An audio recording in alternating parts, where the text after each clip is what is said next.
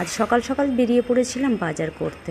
আর বাজার করতে গিয়ে মাছ বাজারের ভেতরে ঢুকে দেখি বাজারে আমি ভিড় দেখে অবাক হয়ে গেলাম।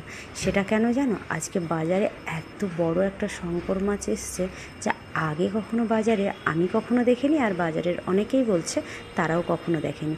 তো সেখান থেকে আমি কিছুটা শঙ্কর মাছ নিয়ে এসেছিলাম। আর বড় শঙ্কর মাছের টেস্ট কেমন হয় সেটা তোমরা সবাই জানো। তাই মাছ এনে বাড়িতে আরেকটু ছোট ছোট পিস করে কেটে মাছের মধ্যে পেঁয়াজ কুচি দিয়ে দিলাম, আর দিয়ে দিলাম আদা বাটা, লঙ্কা বাটা, রসুন বাটা দিয়ে ভালো করে সর্ষের তেল, কাশ্মীরি চিলি পাউডার দিয়ে মাখিয়ে নিলাম। শেষে একটু হলুদের গুঁড়ো, নুন দিয়ে ভালো করে আরেকটু মাখিয়ে নিলাম।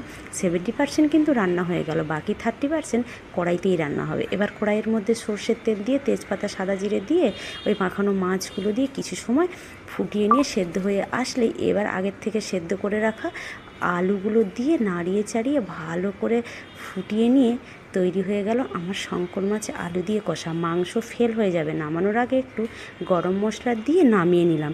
কেমন লাগলো আমার এই শঙ্কর মাছের কষা কষা রেসিপি অবশ্যই কমেন্ট করে জানিও।